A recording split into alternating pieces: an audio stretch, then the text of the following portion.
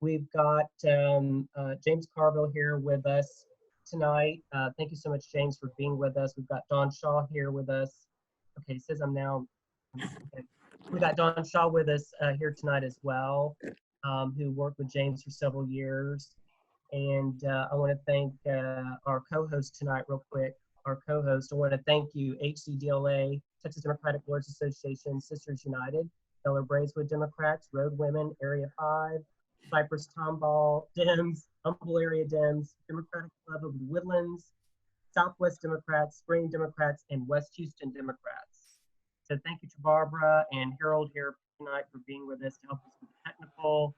And so let's just get right into it since we're running late. Don, did you want to say something real quick before we hand this over to Barbara? I don't really think so. I appreciate it. Okay. And Right. it's awesome to be here, but let's just go ahead and get into the program and give everybody Yes. most. So. Great. And Great. yes, okay, so let's get started, Barbara, and I'll drop in a link if you want to give a donation tonight to our club. We're the top half percentile, the top turnout precincts in the entire state, so we could use your support as well. Barbara, I'm handing it over to you. Okay, thank you, Art Pronin. Welcome, I'm Barbara Radnofsky, and I want to thank both Art Pronin and the Meyerland Democrats and those wonderful set of folks that he introduced at the beginning who are co-sponsors of this event. And I also wanted to thank our ASL interpreter, Kayla Winkleman. Art hustled hard, and Art's been hustling all day to make sure this comes off. We have a huge following on Facebook now watching this. Thank you for sticking with us with the communications glitch. Art hustles hard all the time, and if all goes well, as we hope it will in this election, then we're all going to be able to say, because Art hustled so we could have somebody really famous to be at our event tonight. And that hustling means that everybody can say next year that you got to hang out with James Carville and talk about election strategy. And we're particularly appreciative of Mr. Carville and of Art for their patience and kindness in dealing with us. If you are for good against evil, please go to the link that Art just says he posted, because that's what Meyerland Dems and the audience here has to say. Welcome, James Carville.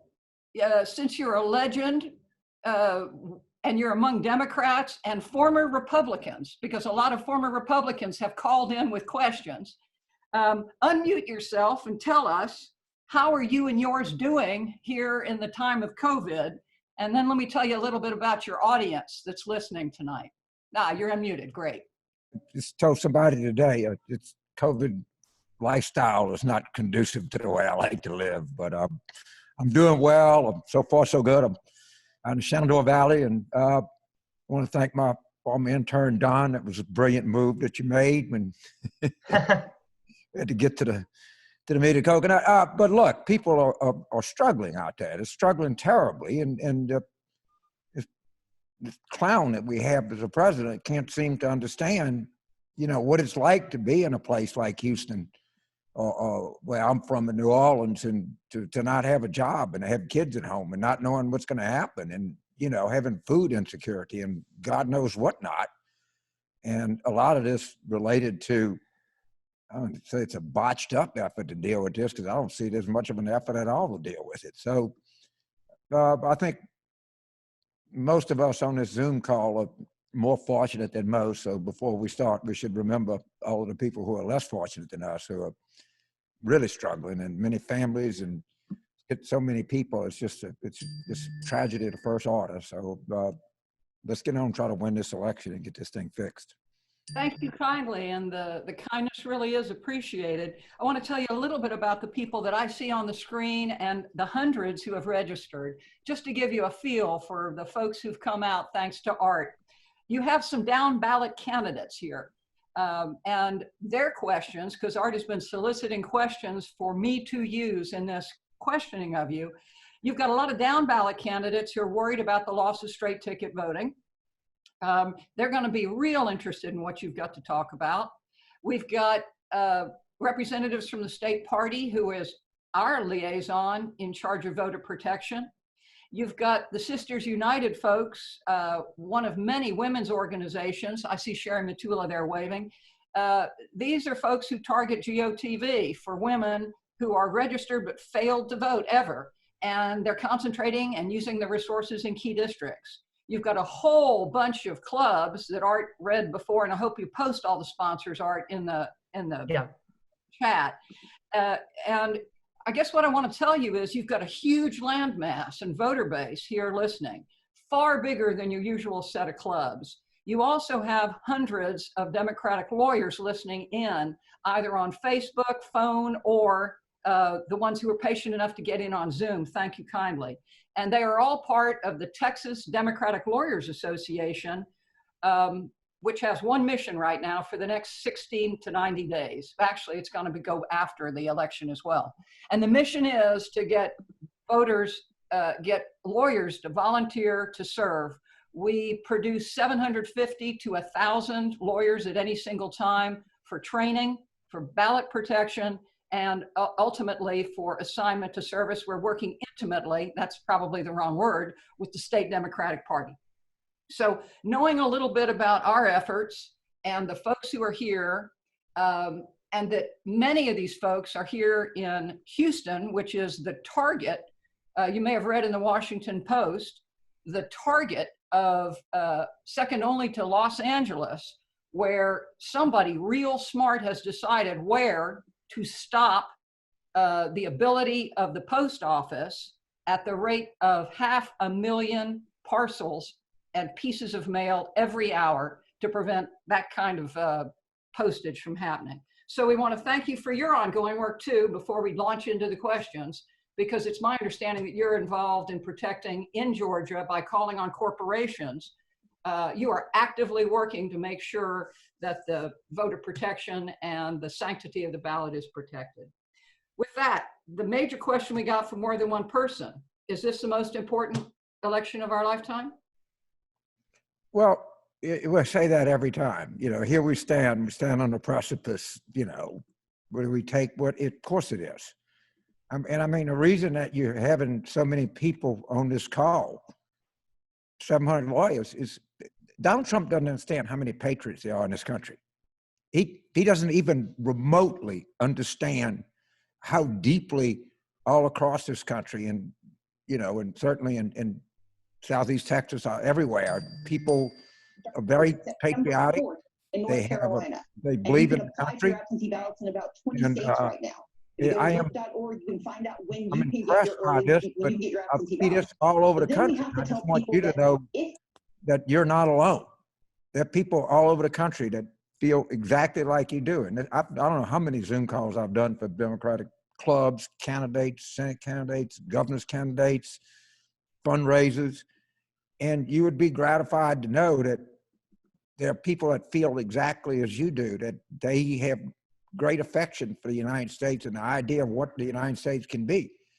And of course, we're all appalled. I can't even come up with the word to describe how we all feel, but, you know, I think we're going to win the election. I've never seen anything like I'm seeing here. I don't think you've seen anything like this in Harris County or Fort Bend County or anywhere around that matches the kind of dedication that people have. And I think it's going to pay off on election day. I really do.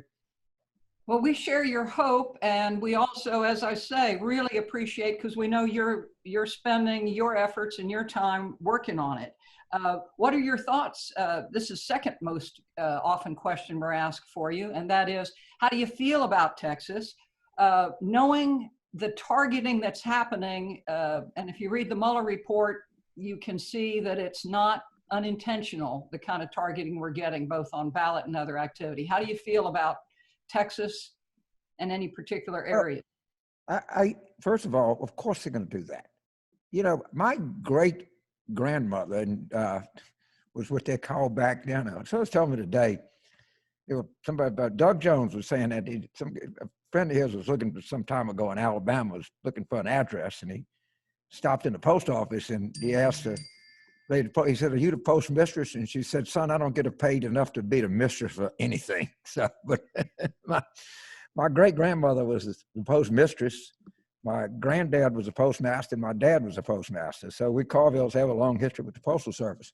This is the most insane thing I've ever seen in my life. You know that like 330,000 vets a month, a week get medication. And I'm a vet and I'm 75.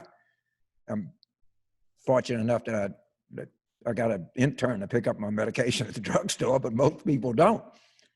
And you take a state like Texas with and people, you know, a lot of people depend on the post office. I mean, this is just so insane. I have no words to express it. But what I feel better, because you told me you have 700 lawyers. Mm-hmm. And I used to be a lawyer. And lawyers are not known for being overly a volunteer population. And the fact that you got that tells me, you know, in 2016, we got snuck up on. The Russians snuck up on us. A lot of things snuck up on us. Well, guess what? We're vigilant. We're uber vigilant. And I give the speaker credit, come back to Washington, to hell with everything else. We're going to get this funded. And, you know, so I actually, after your introduction and the enthusiasm I'm saying, I've always felt good about Texas because I look at the 2018. We had the most successful off-term election since women were granted the right to vote. And it meant something. And I think we got an excellent chance to win Texas. I really do. And I don't base that on, you know, just being a Pollyanna. I base it on real results. And, you know, and I base it on a lot of what I see. I did the Dallas County Democrats last week, and it was just record, you know, number of people. So I see that, and I think we're going to do great, but we just can't let up. We got to just keep push. And I'm doing taking any time I can do a Zoom event, I try to do it because I feel like I owe it to the country. You know, what you talked about, all the things you're doing, and I read about some of them in the papers, but we also have gotten several questions, a little bit personal, but they really want to know, ready to jump back in, want to work on a campaign, asking for a few friends. Well, I mean, I'm working on campaigns. I mean, I'm a little old, and it's not like I can get on a plane and fly to Houston. You don't need to get on a plane. Want to. But I think I'm spending a lot of time. You know, and I talk to, you know, I'm doing television at night after trying to watch the convention out of one eye, so I kind of got an idea what to say. But no, yeah, I mean, I'm doing whatever I can for as much as I can. Well, it's appreciated. You mentioned Nancy Pelosi and Congress, who's going to be coming back for the hearing, I believe, on August 24th, last I've read, and they certainly sped things up by about a month. But we've gotten several questions about what can Congress do, particularly this supposed concern that they won't be able to somehow enforce their subpoenas or do enough.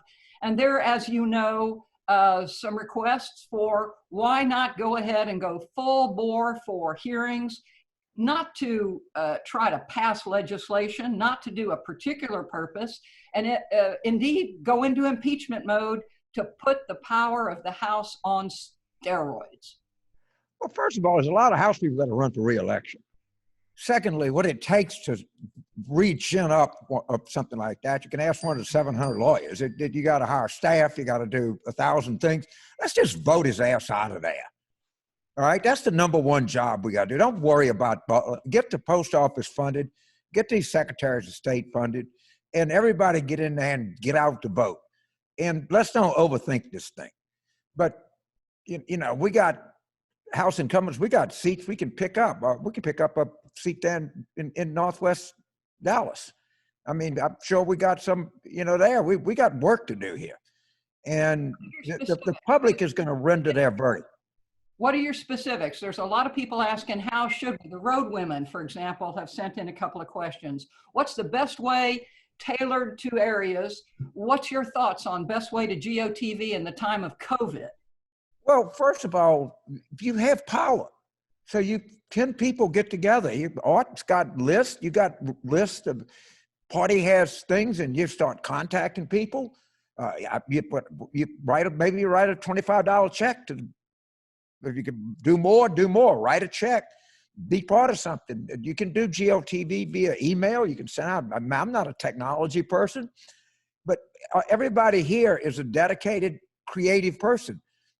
I mean, I'm a political strategist. I can't, but I can tell you that there are tons of, look at Golden Triangle. You can do voter ID. You don't have to stay right in your own area. You can do the same thing in South Texas. You can do all kinds of things. I mean, there's no reason you have to be limited. You can put out, ideas of here's a precinct where we underperformed in 2018. Let's overperform this time in terms of turnout or performance. I mean, don't wait on orders from headquarters. Just mount and ride in the direction of gunfire. We've gotten a number of questions about advice on how to deal with straight ticket voting not being an option anymore. Any advice for candidates on how they get the attention and how they should function? Most people in the United States don't have straight ticket voting, all right? So people can think for themselves. And that the idea that the Texas legislature thinks that Democrats are so stupid that they can't punch the thing is insane. It's an insult to people. Of course you can work around that. That's not, just go on and, maybe send out notifications that because of a change in the law with the general ideas to stop people from voting for Democrats, but it's not going to work, and explain to people how you do it. I mean, we're going to have to work around a lot of things. Like they're taking these drop boxes out in the post office, getting them collect the ballots and take them to the post office. I mean, my message is this: don't wait for somebody else to think for you. Don't wait for somebody else to do for you. Think for yourself and do for yourself.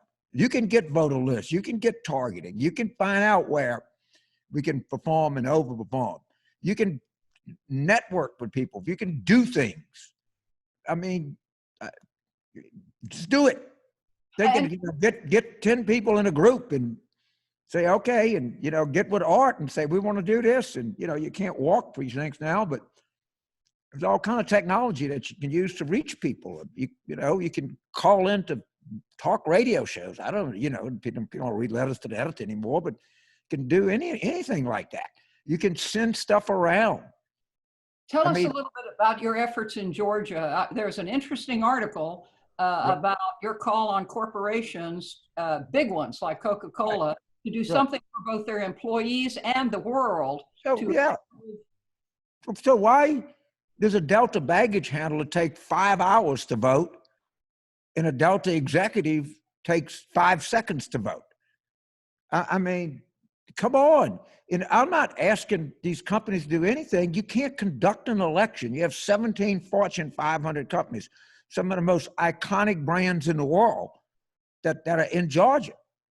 And, y'all have, I go to the Waffle House all the time. They're located in Georgia. They got 12, hey, how you doing? Good, great. Give me scattered and smothered, Why didn't Waffle House go to the Georgia legislature and says, we want our people to be able to vote? But why didn't Coca-Cola, or UPS, or Home Depot?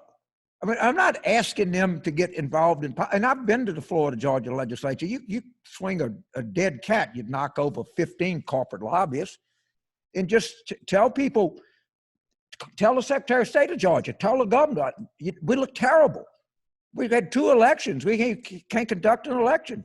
And I said this, I can drink Pepsi and fly American. It's not that big a thing to me. And other Democrats can feel the same way. You've got a really voters, excuse me? I was going to say, you've got a great comment. The comments in the comment section are all rah-rah for you because they're absolutely talking about there's no specific magic bullet or incantation. Get out the vote, talk to voters. Right. You talk to voters and don't, don't be rude to people. Nobody likes all this. This is not, even not in Texas, people are generally, really nice people, are part of the world. But people are sick of all this rudeness and screaming at people and pointing fingers. You don't have to do that. People want change in this country. And each person individually has to decide how much of themselves they want to give emotionally, financially, time-wise. But I got to tell you, Barbara, I'm really impressed with the number of lawyers that are just stepping up and saying, hey, call on me if we got to do something. And I think that personifies a larger dynamic that's happening around the country. I think this is remarkable of what you're doing, and, you know, do more. You know, it's between now and November 3rd. Well, you know, people are already starting to vote, so it's not like, you know, you got a lot you can still do. And, you know, everybody has got to have some initiative here. It's just the country is in, that's the way the country is. That's how much trouble we in. And we just got to bring change to this country. And it can't be a little, it's got to be, we can't just win by a little bit. We have to suffocate this virus, if you will. Let's talk about that and the importance of a blowout instead of a solid win. But why? And so many people feel as you do, along with the person sitting here. Why is a blowout so important in your mind? Why is that so important, including thoughts about the transition? Well, because of this. If you know, look, I want to win, but if we win, if we get 291 electoral votes and pick up 2 House seats and lose a Senate seat, nothing. The Republican Party is not going to change. The stigma of Trumpism will live on, and we'll be dealing with this film. If you beat it bad, you let Ted Cruz see 400 electoral votes, you're going to get somebody's attention, and they're going to stop fooling with this stuff. And this is a very dangerous philosophy that my success depends on someone else's failure. That's the nature of Trumpism. That in order for me to succeed, other people have to fail. And that is not anything remotely like what I believe or anybody on this Zoom believes. We believe that, you know, everybody can be successful. Everybody should have a chance in life. Everybody should have a chance to have the things that we care about. And as long as this is an electoral, there's some electoral appeal, people are going to do it. You know, I watch these war documentaries, and I was looking at these German soldiers after Stalingrad. They were freezing, beaten. They had that vacant, starved look. That's what you want. That's what you want them to look like on election night. I don't want to go back again and do this. All right. And we can do that. That's really, we carry Texas. That's going to make a statement that's going to reverberate around the country. And I know people in Texas have a high opinion themselves, but Texas is a state that means something around the country. And we carry Texas, and people say, damn, they couldn't even do this in Texas. It will reverberate like you won't believe. And believe you me, the Supreme Court will read the election returns. Republicans will read the election returns. Republican Senate candidates, if you look at the 2022 map, it's a very good map for Democrats. Very good. And we're going to scare, I want to scare the hell out of them. And the way you do that is march on. Let's deliver a big win. We can do this thing in Texas. I firmly believe that. Well, and we've got some wonderful comments, all echoing, presaging what you said. Folks saying we must decimate, using frankly military terminology, recognizing that what we're facing requires the kind of work you're talking and the scope that you're talking about. There are, and it brings me to a question about whether or not, what are your plans? You talk about like you're an old guy, but you're younger than what will be the incoming president if we succeed. What are your plans? My plan is to get through this goddamn pandemic and get my life back to the extent that I can. Come down there, and I want to just go out and hug somebody. Damn, man. There you go. I want to go to a political event and, meet people and talk to them and shake hands and hug them and get a couple of photos. I wanted to be I've been to every Democratic convention since 1984. I think I've been to like 5 Republican conventions. I mean, to me, and most people in politics, like other people, unfortunately, we got to be responsible. But I think I'm gonna write a book. You know, a kind of the title I'm thinking about is, you know, A Hack Looks Back, a warrior at sunset. Back. You are never gonna stop being a trial lawyer, Mr. Carville. That's said like a true soreback lawyer. There's a wonderful comment in here that says that the gap we're going to have a blowout because the gap is going to have to cover all of the terrible attacks and dirty tricks that are going on, be they foreign or domestic. And I just want to emphasize all these intelligent people that are feeding information into the Zoom group chat, they feel very strongly about the need for a blowout that you're talking about. Real. Right. But the only thing, you can do your part to try to make it happen. All right. And that's what you're doing. And that's, I mean, and that's all we can do. You know, Well, we can do our part. And I think we can. I think we got to be, you know, really, really, really vigilant. And, you know, we proved what we can do in 2018, and we can take that and we can build on it. And I hope we can do better. If we do, it'll be a very happy election. Let me make a plug here for the various clubs beyond Meyerland Democrats, because they're the folks that have been helping Art and helping put this thing together. But also, let me say, start off with the Texas Democratic Lawyers Association in our efforts to try to continue to serve the state with lawyers. And so Art was going to post in the chat the link to how you can sign up. You don't have to be a lawyer. We're looking for legal professionals, and the party is also looking for volunteers of all sorts.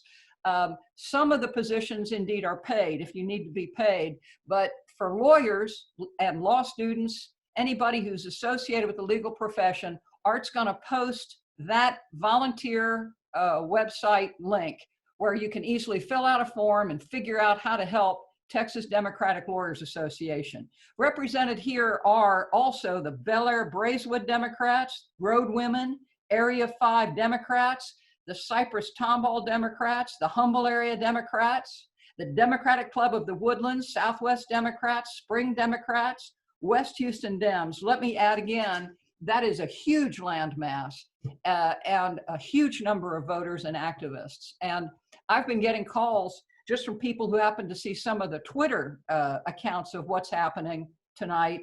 And we got to thank you, Mr. Carville, because you've put us in a position to attract a lot more attention. And it's just absolutely the kind of stuff we got to do. So I want to thank you. One thing that's valuable is my friend and fellow Houston area native Paul Begala has a terrific book out that I would recommend to any Democrat.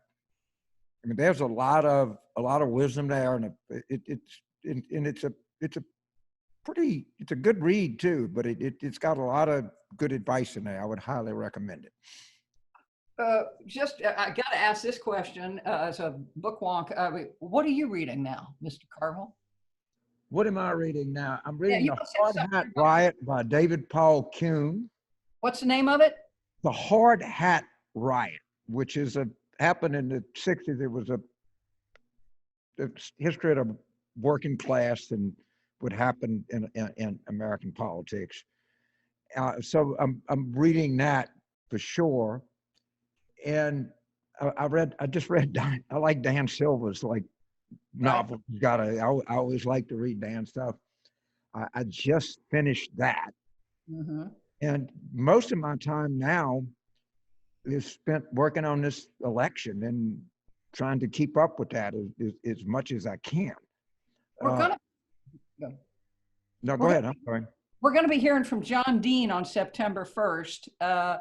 he's going to be talking about authoritarian followers because he's written a book. I think that's got him concentrating on it. And his thesis for his book is that the followers of Trump are not persuadables. These are people who are authoritarian or authoritarian followers, and he concentrates on the evangelicals. And he's basically, through a lot of data with this psychology professor Altmaier, goes through and shows which legislators and which folks are truly unpersuadable, and we just should leave those, not hit those people with a stick. You know, I don't buy into that totally.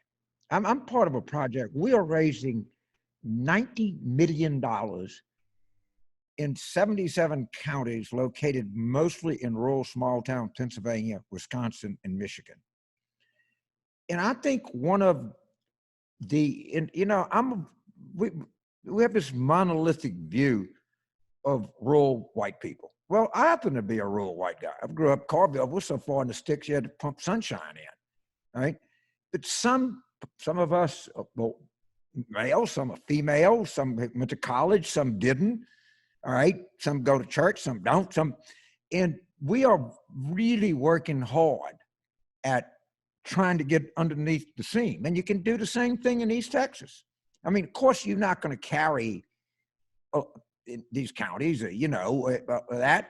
But if you get some of these places, if you look at rural Texas, we're getting beat 85-15.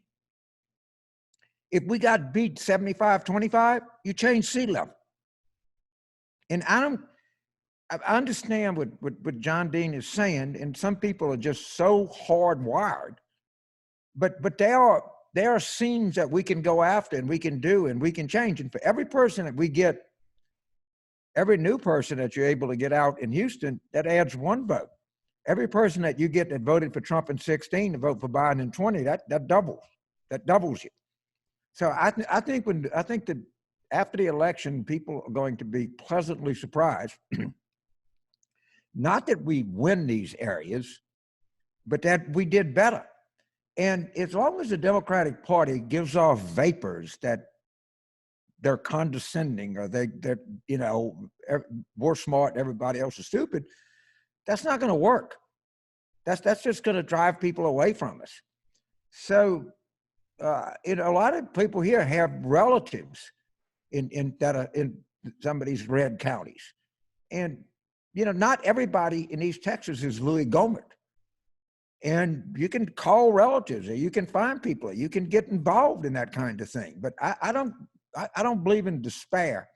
I mean, obviously you're going to get more and more votes, but we're spending, and there are a lot of people. I mean, that's $90 million in 77 counties. That's a lot of money. I know people that are spending tens of millions of dollars just in Florida alone.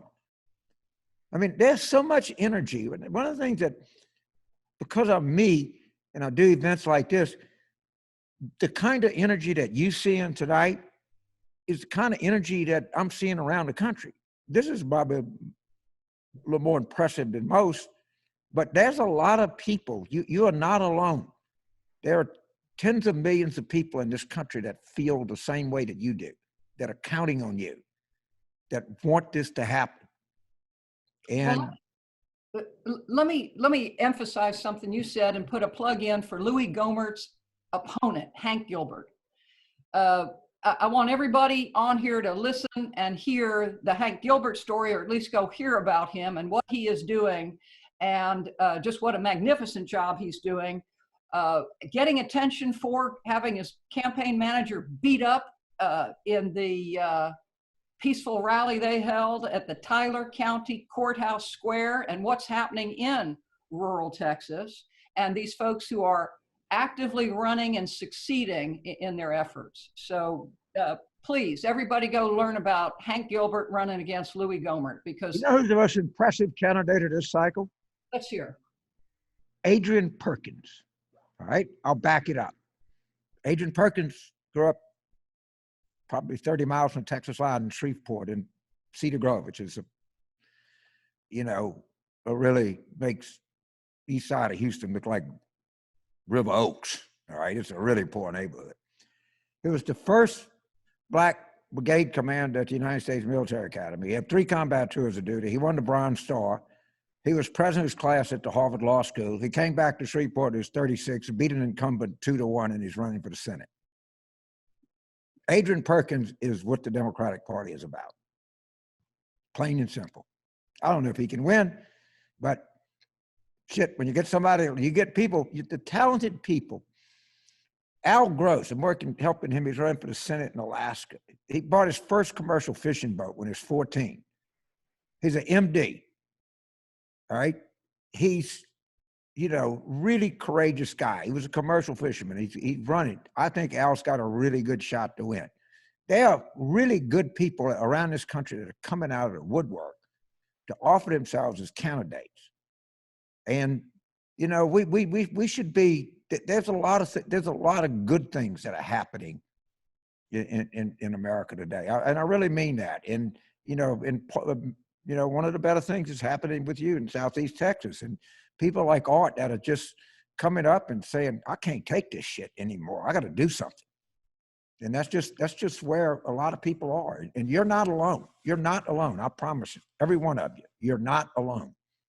Well, and you look at MJ Hagar fighting John Cornyn, and you find that she's within 1%, 1 point of John Cornyn. You're going to be close. And people will drive themselves crazy looking, well, one poll said, I saw this poll, and Rice said that we were 6. The hell with all that. And just, you're going to be close. I know you can win this. Just do it. Just keep doing what you're doing and double down and do more.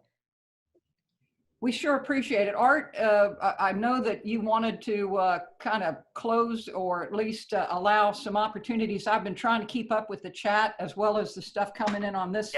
Over here. But You're remarkable. Apparently you like glass.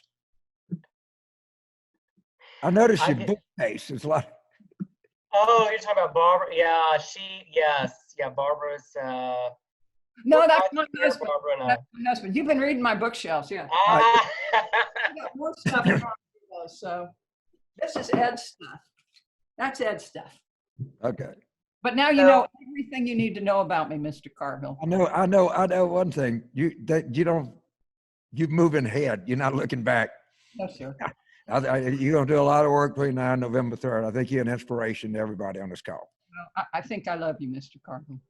Okay. Hey, James, we had a question about straight ticket voting here because they just got rid of it. Do we already answer that one, Barbara? Do we already? Yeah, we did. The hell with it. People are smart enough to vote. Texas legislature thinks people are stupid. Right. We got to talk. Exactly. We ought to educate people to go all the way down the ballot and not to give up after the first. They got their little finger condom on. They need to be careful as they go down. They've already got the little. It's called a cot, not a condom. But as you're going down the list, they have to wear a condom. People don't vote straight ticket voting, and they get to vote. It's plenty smart enough to figure this out. Exactly.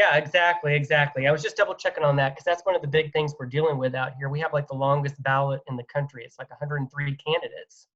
And so, but I think you're right. Just the determination and anger out there in the situation we're in is going to drive us to, I think, a really big victory in Texas and elsewhere. So I'm just scrolling through, making sure I didn't miss anything. Oh, there's folks who want those book titles again, Mr. Carville. Oh, yeah. I want to know what you're reading again. Book titles again, please. Elizabeth Bray asks. I'm reading The Hard Hat Riot by David Paul Kuhn. Don't read that right now. All right. You don't. Right. You got to work. Don't worry about reading. And I just finished Dan Silva's book, the Both or something. I forgot the title of it, but it's a really. Everybody needs to take a break, and if your break is. And I'll read any of. I love Alan first, but that's. Does this mean you're not a Jane Austen fan, Mr. Carville? That's a little bit. It's a little bit not in my cultural wheelhouse. Right. Just asking for a friend. Right. No, I mean, I read all the time. I read a lot of periodicals. Mm-hmm. I teach. I give you I'll give you a book that really highly recommend, called Bury the Chain by Adam Hochschild. And it's a history of the British anti-slave trade movement. And one of the things that I teach at LSU is we don't use emotion enough. I mean, one of my big complaints with the modern climate movement is there's no song. And if you remember your history, the British anti-slave trade movement had a rather famous song called Amazing Grace. And that was written by a guy named John Newton, who was a former slave ship captain that tried to live his life in penance. And I'm always kind of amused if you go to these churches in rural Texas and I was singing that, I have no idea where it came from.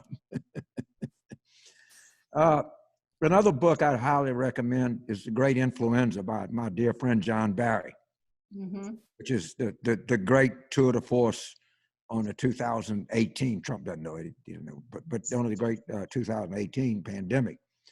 I would highly, highly recommend that. But those are some of my favorite books of all time. I'll tell you a dramatic periodical that's changed in the last 40 years is Texas Highways.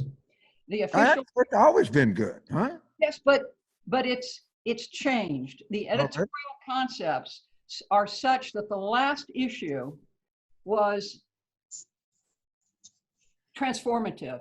It talked in an important note from the editor that where were places where Black people could go where they could feel safe in Texas.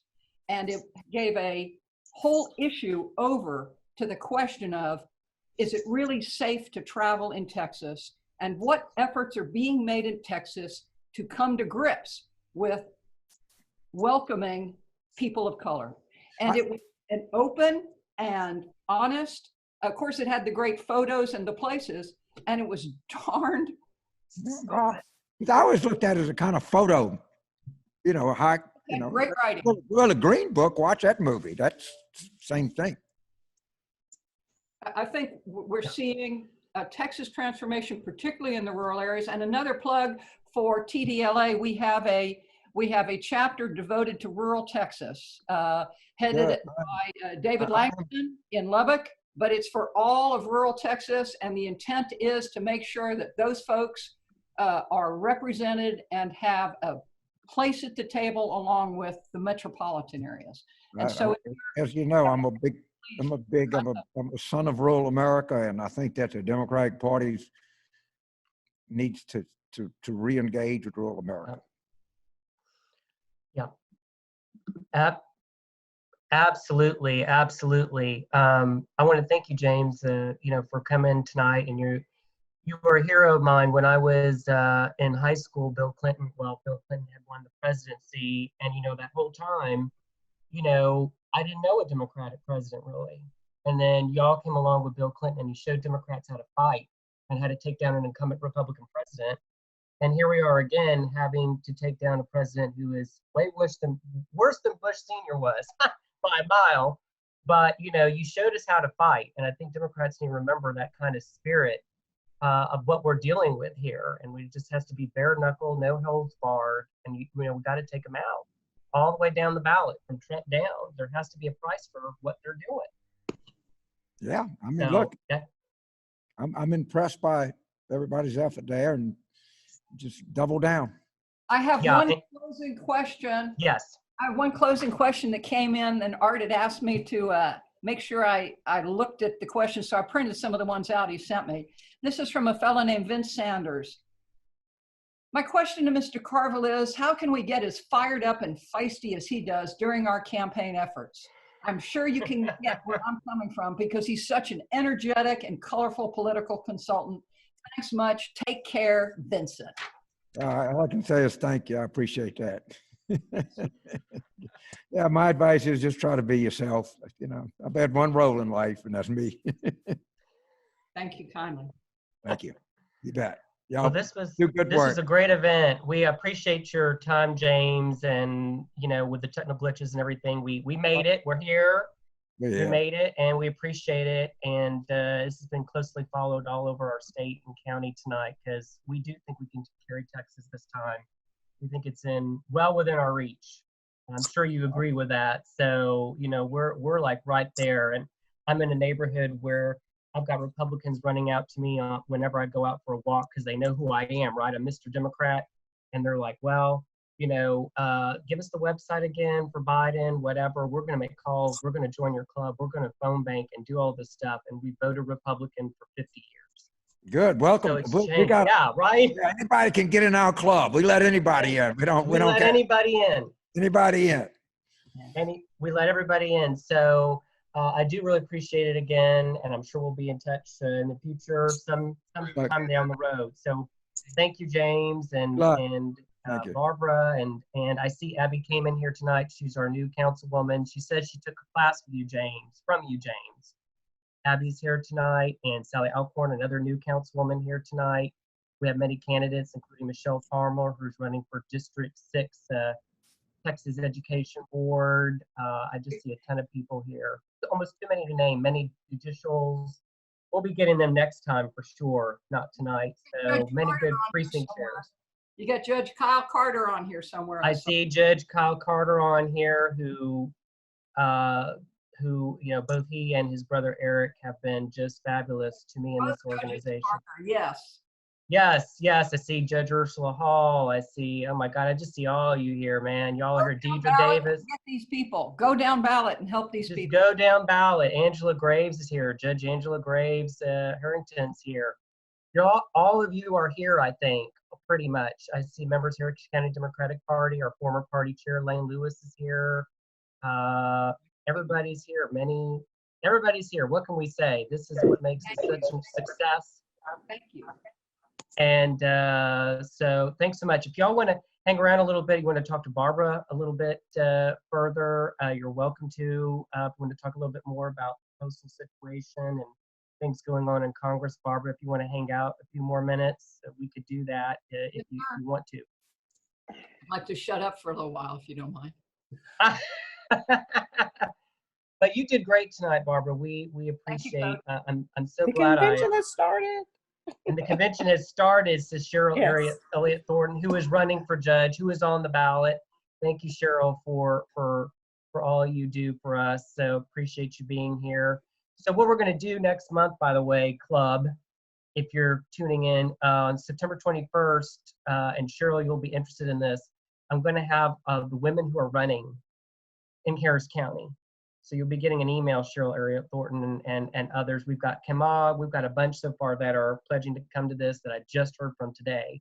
So that'll be our next big meeting and all that. So we are, I think, ready to kind of tune into the convention and all that as well. We'll have a meeting on GOTV at the end of the month. I'm still fundraising and getting that money together. So if you got $1, put it on our Act Blue link there. We'd appreciate it because we do have 5,000 new Democratic voters in our 38 precincts since 2018.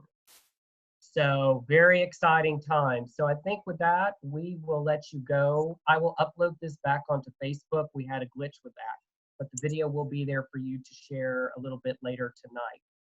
So with that, I'm gonna call this meeting to an end, and thank you, Ann Johnson, as well for being here, and Emma for your help.